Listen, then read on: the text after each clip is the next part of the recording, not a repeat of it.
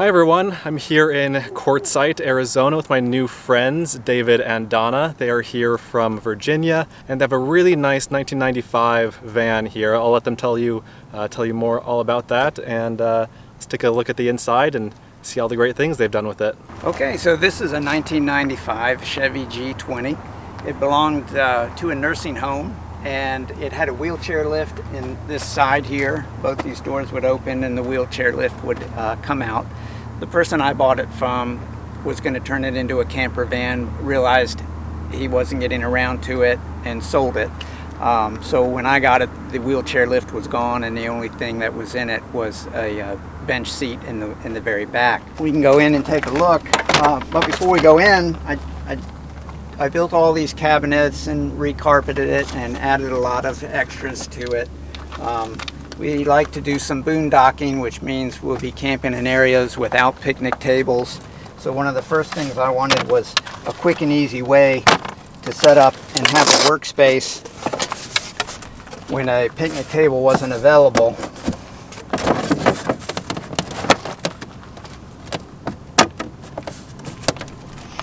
So our stove will fit on here, and we can cook outside, or we can use it just as a place to set drinks. The stores in between the door and the cabinet easily. Going inside, if you do need more counter space, there's a pop-up counter there on the side of that cabinet. So when first deciding how I was going to set up the van, what I did was saved any piece of fabric or gray or anything that I took out, because I kind of like the gray theme and I didn't want to gut it all. I don't plan to stay in really cold areas, so I wasn't too worried about insulation. We'll see how that works out for us. So far so good. First thing to do was to get a bed installed, and we have a mattress back here, one of these memory foam mattresses off of Amazon. I don't particularly like to have to take apart cushions and put a fitted sheet on a mattress every day, so I tried to design it so I could leave my bed made but still have a couch. So I have this fabric, which was from the original bench seat in the back, cut it down and put it on a new cushion, and ended up constructing the bed so that it folds down over that cushion with a leg that comes out to give this support. And they just have old door hinges here covered with carpet so they don't dig into the mattress. This big piece of fabric here is a tablecloth. Just helps hold everything together when you fold your mattress back there.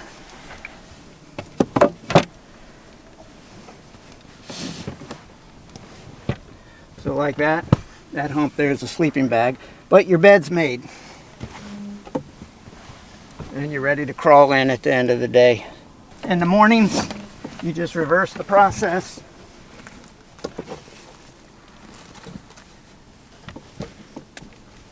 All your covers up nice and tight. Fold the whole bed back. There's small strings back here that hook on the wooden board that are in the tablecloth, and they just hold the bed from rolling forward.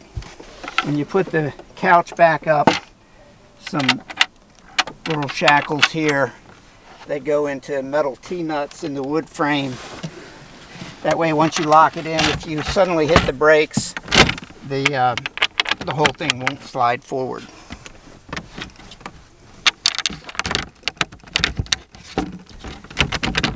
That locks it in place. You can pick up the cushion, and that allows you access to storage, which goes all the way back under the bed, but really it's just this forward section that's accessible.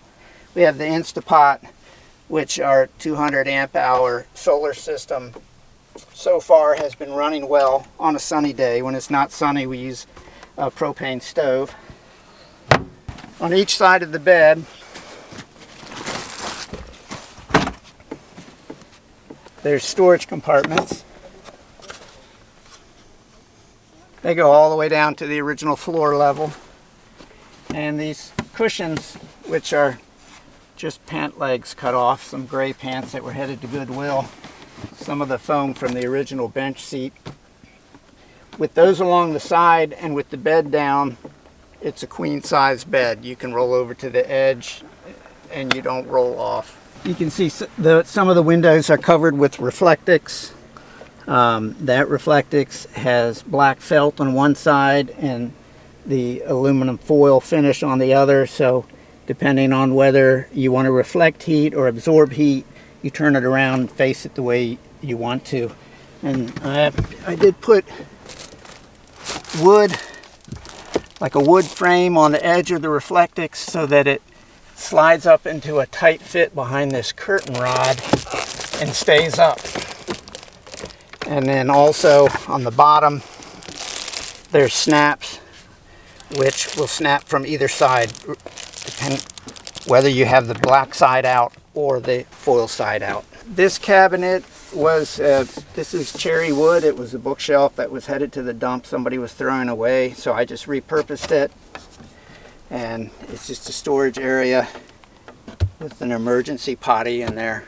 Over here, we have the kitchen cabinet. So a couple things worked out well for me. I had these old plastic drawers at the house and decided that it was a whole lot easier to use those than to build drawers. And I ended up with some extra space up here, and just by chance this stove that my son gave me fits perfect up there. So that's our propane stove. It'll run on propane or butane. Then, pardon the dirty dishes there, we just had lunch, but that sink was in a shed for many years. It came from an old sailboat, and finally I got to use it and recessed it into the wood. This countertop was just the side of an old dresser that I repurposed and put multiple coats of polyurethane on, and then cut this bamboo cutting board from Walmart to fit into the recess. The sink drains into this improvised gray tank. With the turn of the blue knob, you can drain it to the outside of the vehicle. On the other side, it's where we have the water. That's a 3-gallon jug of water. If you move this shelf down to the next level, then it'll hold the standard 5-gallon jug of water. So regardless of which size is available, you're able to utilize them. And you can always fill them up yourself if you have a place to get clean water, which we've done at some of the national parks. The top of the jug comes right through a hole in the countertop, and just pump here, your water comes out, so there's no fancy plumbing or electric pumps or anything. And when it's time to change the jug, loosen the pump,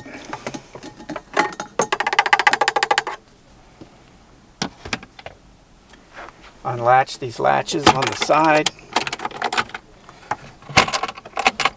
There's old door hinges on the other side. The whole thing lifts up so you can get your jug out, move your shelf to the next level, put your new jug in, then just put it right back down over top of it. I have an extender for this tube, so when you have the 5-gallon jug, you put the extender in and you can still be drawing water even when it gets real low. From watching a lot of YouTube videos, one of the things that everyone says is critically important is ventilation and having a good fan. So I put in the Max Air fan, and I did not center it in the roof because I was trying to conserve as much space as possible for solar panels. And had I put it in the middle, there wouldn't have been quite enough room for a solar panel on the right of it, and there wouldn't have been enough room for a solar panel on the left of it. So by putting it on the side, I've got a solar panel running right here. It allowed me to get another 100 watts onto the roof. These cabinets weren't here. They were basically just a bulkhead with solid gray from front to back. I knew there was some wasted space back there, so I carefully cut the fabric so that I could stretch it out of the way and cut a hole in the 1/8-inch Luan plywood that this was made out of, and then made a door a little oversized. took the curtains from this window that I did away with and stretched them over this door so I would have the same gray. And so I picked up basically 6 feet of storage space on both sides. This one's kind of my junk cabinet. The little plates here is where I had to cut in to gain access to bolt the solar panels through the roof. Again, I saved all the gray fabric so I could always wrap everything and try to match it to the original interior. In the back, there were 2 small glove boxes that I knew had a lot of wasted space behind them. So this board was cut down and the screws removed and hinges added so that it would open up and allow access to all that space. So it goes way back there. You keep clothes, linens. In the front of the van, we had the same situation. I think it was a VCR was here. And right here was a TV. And actually, this came out at an angle. And I knew I'd always be bumping my head. So I kind of redesigned it, pushed it in, and made it go perfectly straight across. Did away with the TV and the VCR so that I could access all that space up front, which was all wasted.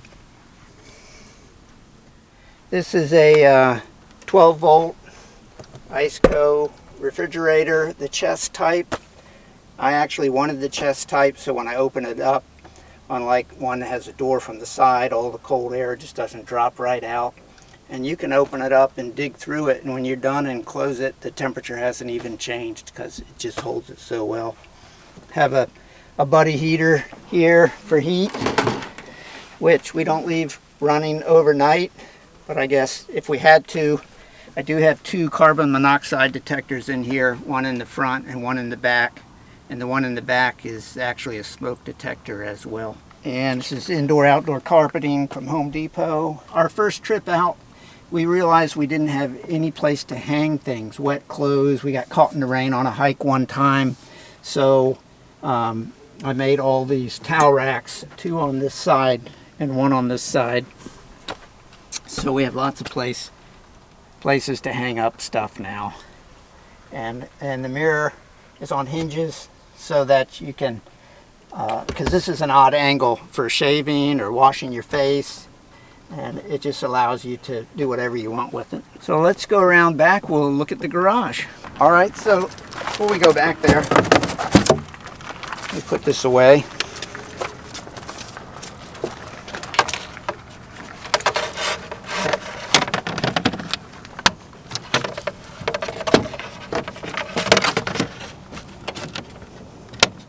Just a little piece of Velcro here, and this cabinet is spaced so it just barely sandwiches it in there. So it's as easy as it gets for breaking a table out. So we keep bicycles on the back, and the hitch itself blocks the license plate, so we had to move the license plate up so we wouldn't get a ticket.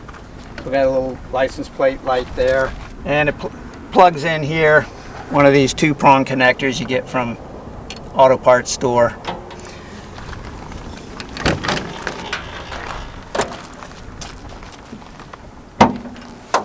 That's the bike lock there.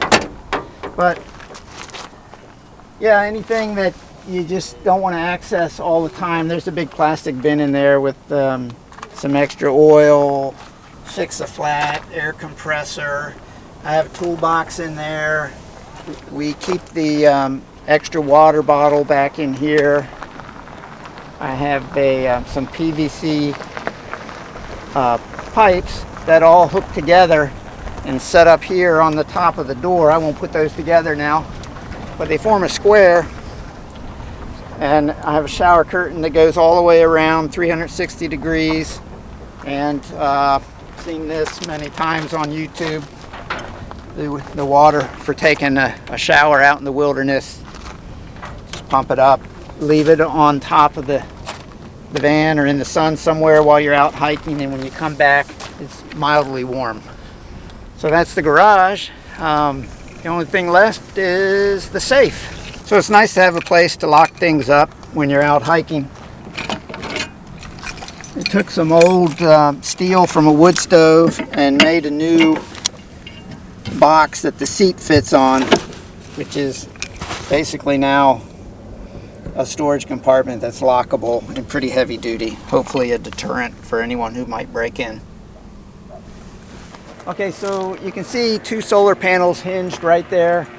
Each one of those is 100 watts. There's another solar panel on the other side of the max fan that's 100 watts. That one doesn't hinge. I basically got some aluminum channel, built the frame to hook the 2 solar panels together, and then made those 2 arms that hold it up at that angle. I just built it at one angle, so you really can't tweak it to the exact latitude that you're at, but 45 degrees is a pretty good all-round angle. And then of course when you travel, you got to pull the pins, drop it back down, and reinsert the pins. So there's 300 watts total of solar panels and 200 amp hours of battery with a 2000 watt pure sine wave inverter, and that keeps the refrigerator going, the fan, the lights, and the lights inside have been changed out to LED bulbs. And then the inverter, if we have good sun, since it's a 2000 watt, you can use a hairdryer. Most hair dryers are 1875 watts on high and 500 watts on low.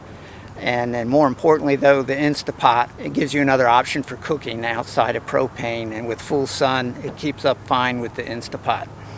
One other item, I added a radio to it so that I would be able to stream music and have a backup camera. So I mounted the camera up high there and included a toggle switch on the dashboard so that I can turn the camera on anytime I want, not just when it's in reverse. I can turn it on, I can see my bicycles, that everything's okay, or if the back windows are covered with reflectix like they are now, I can just leave the camera on and use it as my rear view mirror. So in terms of cost, I might have mentioned that the van originally cost $3,200, and I had about between $700 and $900 of maintenance I did to it. Some things didn't really need to be done right away, but being I was going to be traveling, I didn't want to have breakdowns. So things like flushing the cooling system, changing the hoses, the belts, changed a couple rubber bushings on the front suspension, and the transmission lines going to the cooler were leaking, so they had to be changed, as well as the oil cooler lines. Put in a real high quality distributor cap and rotor, changed all the plugs. So yeah, a couple $100 there. And then in the modifications, the most expensive piece was the solar, counting the inverter and the batteries and the panels and the charge controller. That's about $1,000. Had a couple hundred putting the hitch on the back. The max air fan, I think, was a couple hundred. If you total everything up, I'm right at around $7,000. Thanks, David and Donna, for having me over to show me your rig. Sure. I think the thing that I like most about this is just how clever each little design is. You can tell a lot of thought, a lot of care has been put into this, and especially for the final price. I mean, this is the best sub $10,000 adventure mobile I think I've ever seen. I mean, it's really impressive. So thanks again for sharing, and if you guys have any questions watching this, be sure to leave a comment, and I'll pass the video on, pass the comments on to these guys. And thanks for watching. We'll see you in the next video. Bye.